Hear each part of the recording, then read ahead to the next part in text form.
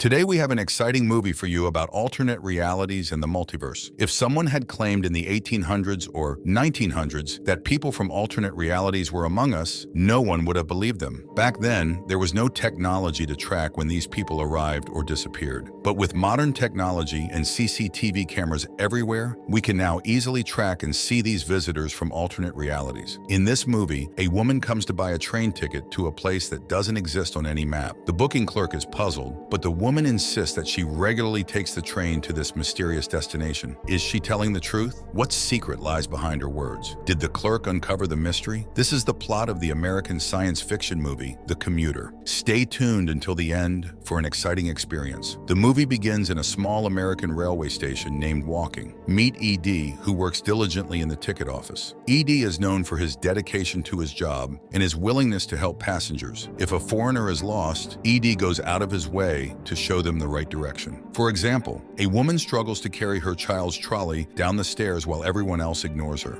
ED steps in to help. ED has a small family consisting of his wife and his teenage son. His son often behaves violently and gets into trouble. On this particular day, ED's wife calls to inform him about another incident involving their son. However, ED, strict about his work hours, tells her he will handle it later and ends the call. As ED opens the ticket counter, a queue of passengers forms. Meanwhile, a woman named Linda approaches the ticket counter and asks for a ticket. ED responds, "Sure, where to?" Instead of answering, Linda asks, "Why do you look so sad? Do you have any problems in life?" She lights a cigarette. ED quickly replies, "No.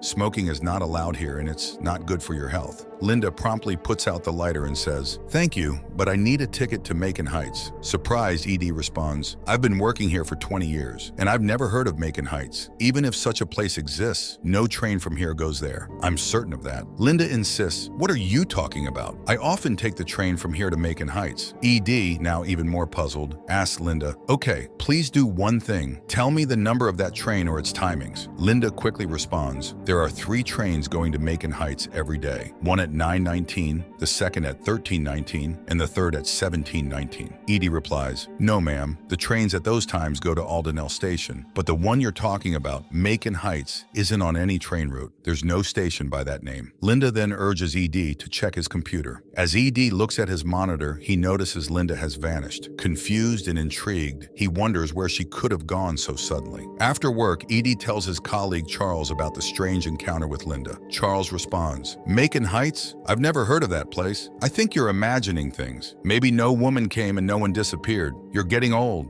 and your mind might be playing tricks on you." Feeling frustrated, ED replies, "Make fun of me all you want, but you'll get old one day too. See you tomorrow." ED then heads home, only to find the police waiting for him. His son Sam had hit his girlfriend, and she had reported it to the police. ED talks to the officers and manages to settle the matter for now. He assures them that Sam will not repeat such behavior, and the police warn Sam before leaving. ED makes Sam promise that he will never do anything like this again. ED asks Sam, "Why do you get so angry all the time? Why do you become so violent?" Sam replies, "Dad, I don't know why. I can't control it, and everyone is scared of me." ED tries to comfort him, saying, "It's okay, we'll figure it out. Now get some rest." The next morning, Linda returns and asks for a train ticket to Macon Heights again. This time, ED invites her to sit down and calls Charles over. Linda repeats the same details she mentioned the day before. Charles, bewildered, asks, "Macon Heights? What kind of place is that? How many people live there?" Linda answers, "About 5,000 people live there." ED then asks, "Okay, tell me, how long does it take to get to Macon Heights?" She responds, "It takes about 27 to 28 minutes. I also work at an insurance company there. But why are you asking so many questions? Is something wrong?" Charles shows her his computer screen and says, "Look, there is no station named Macon Heights on the train route. So how do you get there?" After saying this, ED turns around, only to find that Linda has vanished. Charles is equally stunned, wondering where she disappeared to. ED exclaims, "See, this is what I was talking about yesterday, and you were making fun of me. Maybe she's some kind of magician or witch." When ED steps outside, he sees the 9:19 train ready to depart for Aldenell, the same train Linda mentioned as going to Macon Heights. Determined to uncover the truth, ED boards the train and searches for Linda, but she is nowhere to be found. He notices a passenger named Mr. Will and makes a mental note of his face. Mr. Will asks, "What's going on, sir? Are you checking tickets today?" Ed replies, "No," and then steps off the train. He blows the whistle and the train departs. When Ed arrives home, he learns that Sam has harmed his mother. Concerned for his son, Ed takes him to see a psychiatrist. The psychiatrist explains that Sam has been under stress since childhood, which contributes to his violent behavior. The psychiatrist warns Ed that Sam's anger may escalate in the future, advising him to keep a close watch on his son. Feeling saddened by his son's actions, Ed reflects on their family's journey. He asks his wife, "Do you remember how we first met?" She replies, "Of course. You worked on the trains and I was a regular passenger. We became friends and eventually went on our first date after 2 months. Then we got married and Sam came into our lives." The next day, Ed struggles to focus on his work due to the ongoing problems at home with Sam's behavior and the mysterious occurrences involving Linda at the station. Determined to uncover the truth, Ed decides to take action. He boards the 9:19 train and sets a timer on his phone for 28 minutes. As Linda mentioned, it takes that long to reach Macon Heights. During the journey, he encounters Mr. Will again, who asks if Ed is here to check tickets today. Ed replies, "No, today I'm just a passenger." He then takes a window seat and gazes outside. Shocked and confused, Ed spots Linda standing outside the train. He wonders who she is and why he keeps encountering her. Despite the train journey progressing, no station appears even after 27 minutes, the supposed travel time to Macon Heights. Instead, Ed notices what looks like a city outside. As Ed processes this, Mr. Will approaches the door, and to Ed's horror, it opens automatically while the train is still moving. Ed warns him, shouting to be careful, but Mr. Will jumps from the moving train. Ed is bewildered by this action. With his timer reaching 0, Ed begins to wonder if this mysterious city is Macon Heights. Unable to resist his curiosity, Ed jumps from the train as well. To his surprise, he sees many others doing the same, climbing a mountain and making their way towards the city. Ed joins the group heading towards the city, filled with people of all ages. Once there, he decides to visit a restaurant. The waitress warmly welcomes him and asks what he would like to have. Ed orders tea, and she promptly brings it along with a homemade apple cake, urging him to try it. As Ed savors the cake, he is completely enchanted by its taste, finding it unlike anything he's ever eaten before. After finishing, he steps outside and accidentally bumps into a couple. The man apologizes, explaining that they're engaged and he was playing a joke. Ed graciously accepts the apology, congratulates them, and bids them farewell as they continue on their way. Ed finds himself enchanted by the atmosphere and the joyous behavior of the people in this place. Watching the children play and have fun with kites lifts his spirits. However, when Linda appears, Ed begins to doubt the reality of it all. He suggests to Linda, "Perhaps all of this is just a figment of my imagination.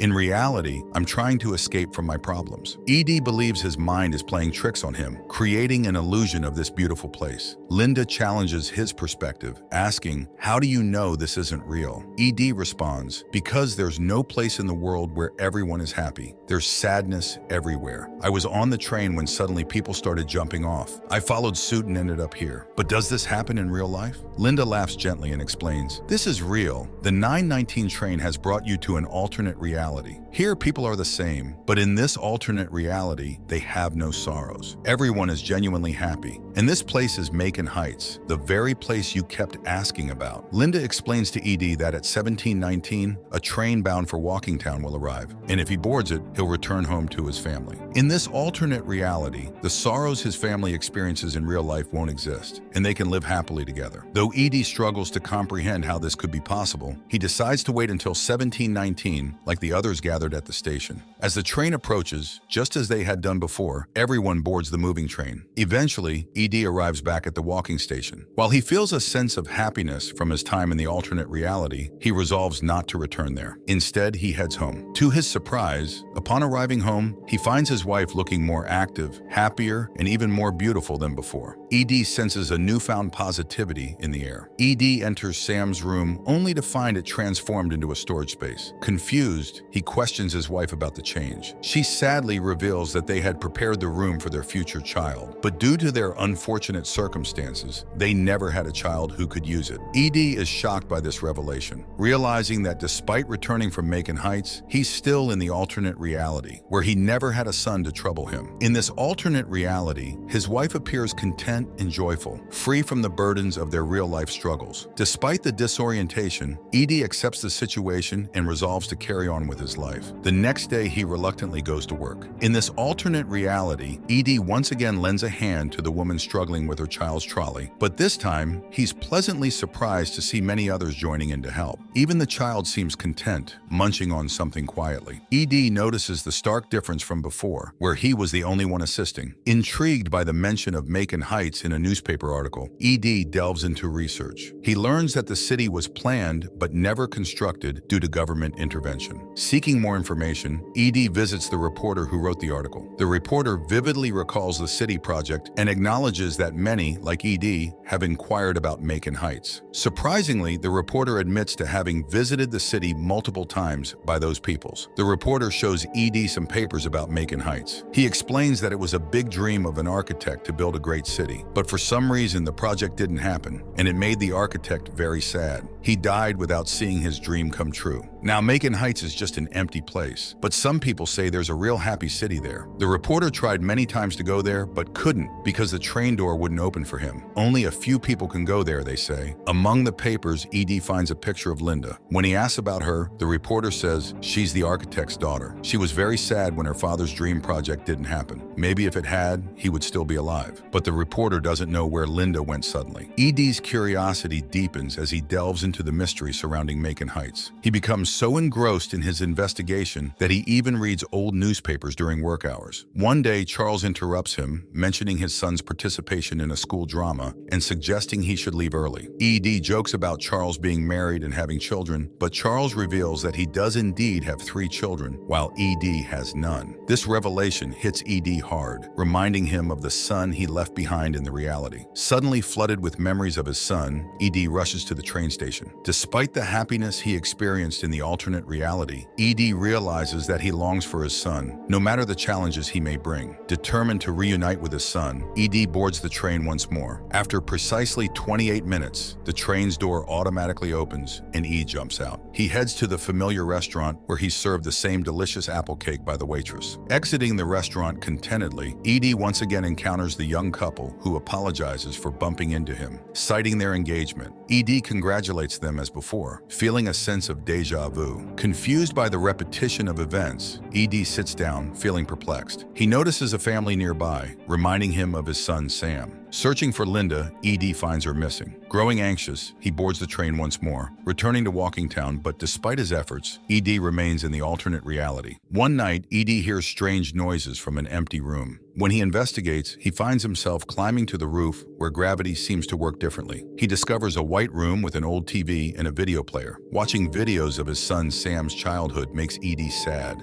and he desperately wants to bring his son back. The next day, Edie returns to Macon Heights by train, hoping to find Linda. But he realizes that the people there are all suffering from pain or illness in their own lives. They come to Macon Heights seeking relief from their troubles. When Edie asks about Linda, one person advises him to let go of his search and find happiness in the present moment. Later, a distressed woman whose child Edie had helped on the station stairs approaches him, crying for help as her child is choking. However, Edie brushes her off and heads to the restaurant to inquire about Linda. But instead of talking about Linda, the waitress shares her own painful experience of being threatened and assaulted at a young age. Edie realizes that everyone in Macon Heights has endured some form of suffering. Feeling increasingly upset and angry, Edie leaves the restaurant and accidentally collides with the same couple again. This time, fueled by his frustration, Edie pushes the man. Surprisingly, the man thanks Edie happily and leaves. Edie recalls that Linda mentioned working at an insurance company in Macon Heights, sparking a realization in his mind. Edie finds the insurance company Linda mentioned, but instead of a building, there's a door leading to a vast space where Linda is waiting. He pleads with her to send him back to his original reality, rejecting the idea of living in the alternate world despite its apparent happiness. Linda tries to convince Edie that he would be happier in the alternate reality, but Edie insists on returning to his own reality, no matter the pain or hardships it may hold. Frustrated, Linda retreats into the wall, leaving Edie perplexed. Suddenly, Edie feels like he's submerged in water, and he and Linda emerge from the wall. She reveals that her father, who had dreamed of building Macon Heights, had died before realizing his dream, consumed by sorrow. In an effort to create a sanctuary for those suffering in the real world, Linda sought to bring his vision to life. In Linda's reality, the technology is highly advanced, enabling her to create a city like Macon Heights, where everyone can live happily. However, only those who have endured significant suffering in their own realities are granted access to Macon Heights. The train's door opens only for those who are unhappy and seek refuge from their pain. The reporter couldn't access Macon Heights because she was already content in her reality. This suggests that only unhappy individuals can enter this alternate world. When unhappy people board the train to Macon Heights, they leave their sorrows behind and find happiness in this alternate reality. Conversely, when they return home in the evening, the pain and suffering from their original reality no longer burden them. As for the woman whose child choked, it's revealed that her child had indeed passed away after choking on something. Overwhelmed by grief, she sought solace in Macon Heights, where her son was still alive, providing her with the happiness she longed for. After explaining the nature of Macon Heights, Linda warns ED about the consequences of returning to his original reality. She acknowledges the challenges he faced with his son's troublesome behavior and offers him the opportunity to live comfortably in the alternate reality where his son is fine. However, ED vehemently rejects Linda's offer, expressing his firm desire to reunite with his son, regardless of the challenges they may face. He accuses Linda of trapping him in the alternate reality and depriving him of his son. In response, Linda cautions ED about the dangers awaiting him in his original reality, particularly concerning his son's behavior. She suggests that those who go missing in his reality may actually be seeking refuge in alternate realities like Macon Heights to escape their pain. Despite Linda's warnings, ED remains steadfast in his decision to return to his own reality, determined to face whatever challenges may come his way. Even if you want, you can adopt a child in the alternate world who will do everything you say, but ED is not convinced. He insists on returning to his real world. Linda acknowledges his decision, saying she tried her best to convince him. She assures him that when he boards the evening train, he will return to his true reality. In the evening, ED waits for the 1719 train. Mr. Will joins him and admires ED's courage to face his true reality. He confesses that he also wants to return to his reality, but he can't because it's very bad. ED is shocked and asks what happened. Mr. Will reveals that he used to harm children without realizing it was wrong. When he understood his mistake, he couldn't bear to live in that reality, so he chose to live in an alternate reality where he feels no guilt and lives peacefully. The movie ends with ED returning to his original reality and happily reuniting with his son at home. However, there are two theories about the ending. One theory suggests that ED will indeed live a good life in this reality with his son. The other theory, based on Linda's warning about facing a dangerous truth, speculates that ED may discover something disturbing about his son's actions, possibly involving harm to his mother. This theory is supported by the absence of ED's wife when he returns home, suggesting a potentially ominous outcome. Ultimately, the interpretation of the climax is left to the viewer's imagination, allowing for different perspectives and discussions. What do you think happened in the end? And with this, the movie comes to an end.